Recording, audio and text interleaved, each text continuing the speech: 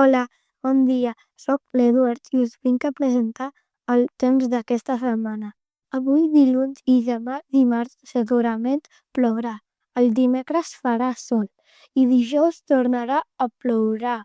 Divendres i el cap de setmana estarà ennuvolat. La temperatura mínima serà de 8 graus i la màxima serà de 16 graus. Espero que tingueu molt bona setmana. Adeu!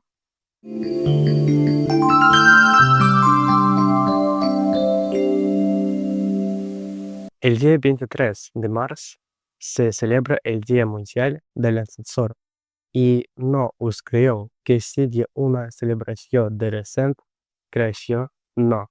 Es conmemora desde el año 1853 el que va a aparecer el primer ascensor per pasajeros. Tot que cal dir que a l'antic Egipte ja ho saben. Us sona veure els ascensors la massa cotxes? Doncs això es deu al fet que Elisha Otis, el 1854, va presentar una invenció a la Fira Mundial de Nova York, que era una plataforma de velació amb sistema de fre. Un llancem un repte el 23 si pugeu a un ascensor en comptes de no dir res a l'altra gent amb qui el compartiu, intenteu mantenir una conversa i ja veure com el camí se us fa més agradable.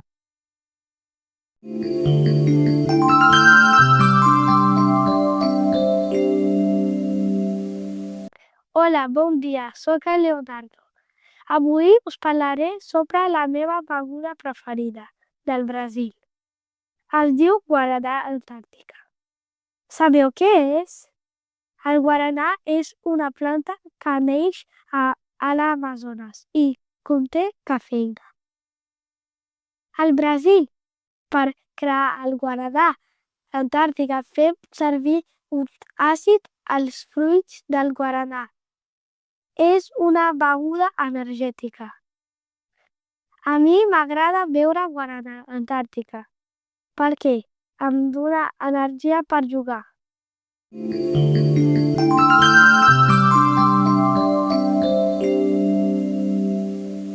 Aprofitant que el dia 8 de març va ser el Dia de la Dona, us fem un tastet sobre 6 dones científiques que van aportar molt a la nostra societat i de les quals gairebé ningú no en té constància.